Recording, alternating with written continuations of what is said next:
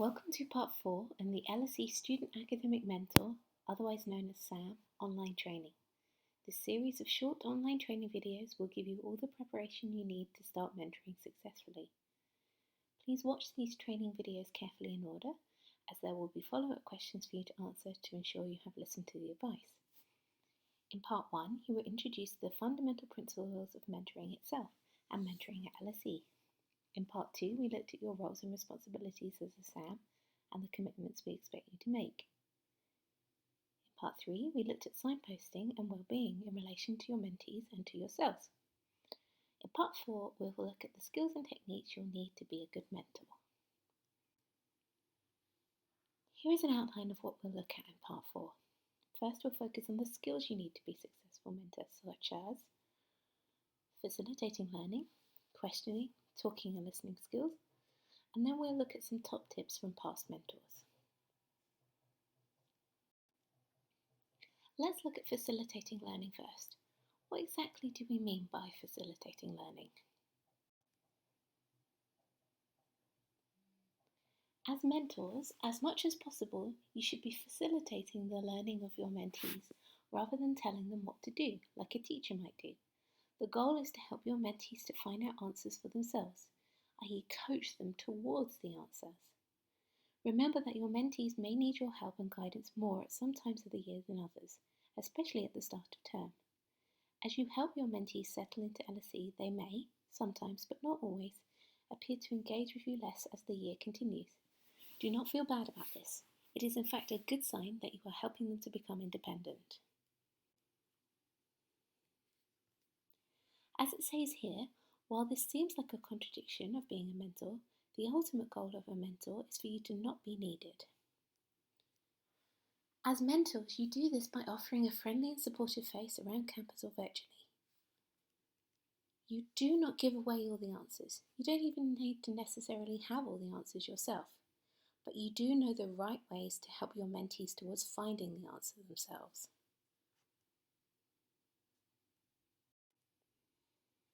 Let's look at some of the key differences between teaching and facilitating. As a teacher, you're more likely to be in a position of power or authority. This is not something we want for a mentee-mentor relationship. Ideally, they should be a relationship between equals. As a teacher, you might do the following. Tell someone what they should focus on, decide which questions need to be prioritised and in what order, provide information on new knowledge and concepts, and you may provide recommended further reading.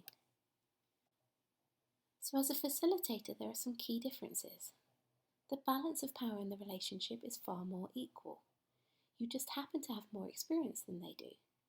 And so a good mentor allows the personal group to decide what they want to discuss and allows the personal group to decide which questions to tackle first.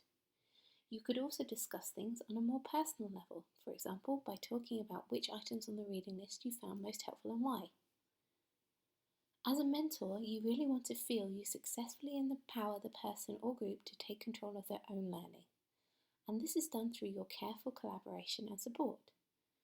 As a mentor, you are also more than happy to relate back to your previous learning experiences, positive and negative. Don't be afraid, if you are comfortable of course, of sharing the bad stories, the times when you got things wrong, as well as the times when you got things right. So what does the previous table actually mean in practice? Well, as much as possible, your meetings should be led by your mentees and not by you. So how do you do that? Well, it's all about slowly helping your mentee find their own way. Let them set the pace and don't rush ahead straight to the answer. Remember, as a mentor, you're not there to teach, but to help facilitate. So let your mentee explore new ideas and come to their own answers. And gradually, you'll find your mentee begins to realise they've got this. They know how to answer that question or solve the problem they came to you with. So how do you facilitate learning?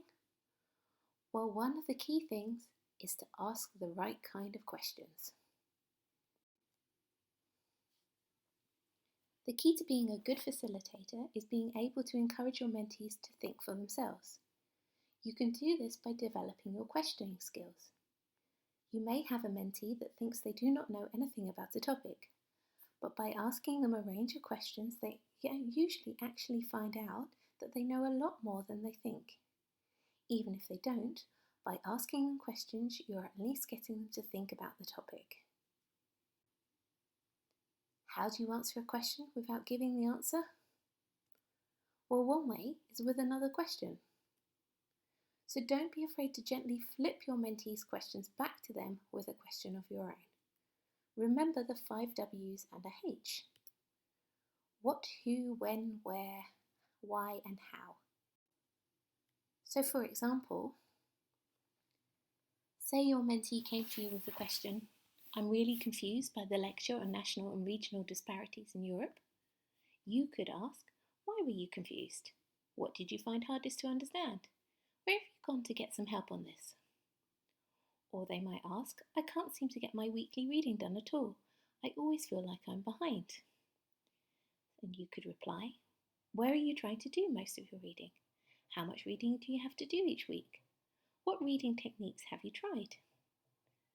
They might say, I'm really worried I made the wrong choices with my modules. What modules do you think I should pick?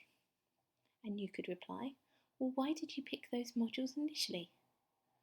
What interests you most about each module? Who else have you spoken to about this, such as their academic mentor or maybe LSE Life? Let's look now in detail at some more talking and listening skills.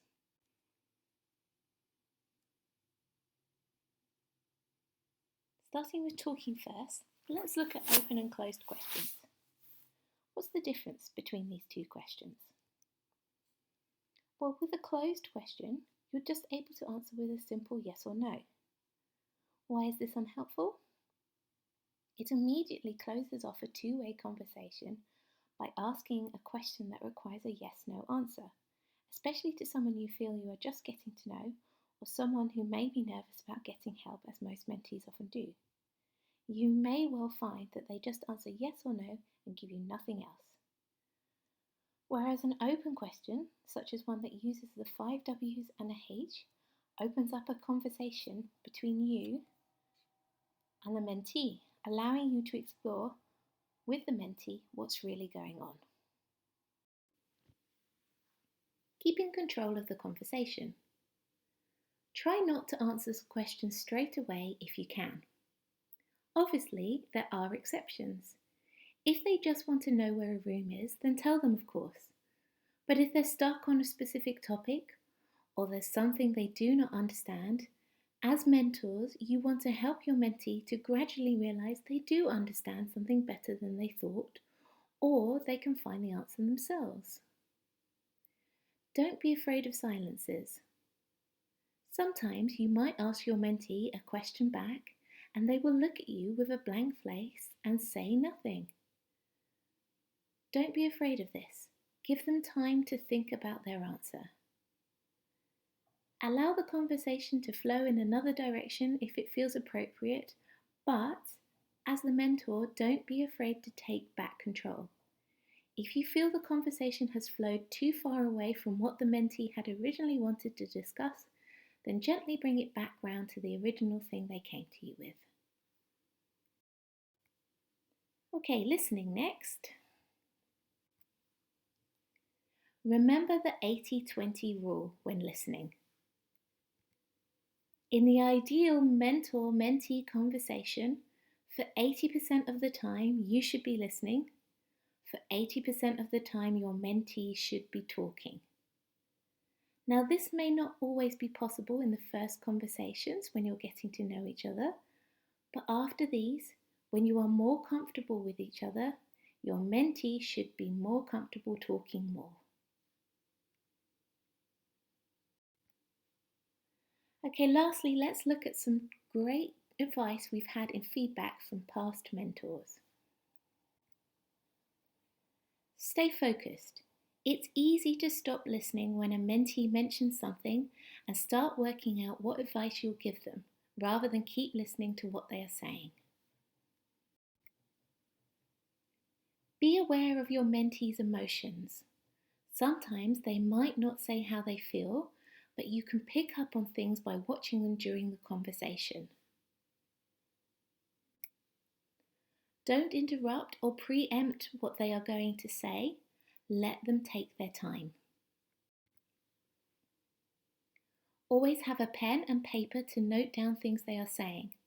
This helps you to remember conversations afterwards and assess what went well and what you might change. Before you start to give advice, remember to say back to your mentee what you think they want help with. This gives them a chance to clarify or even correct you. At the end of the conversation, take a few moments to recap what you talked about and check in with your mentee that they understand any suggestions or advice you've given them. This helps both you and them feel you've had a productive conversation. Okay, that's the end of part 4.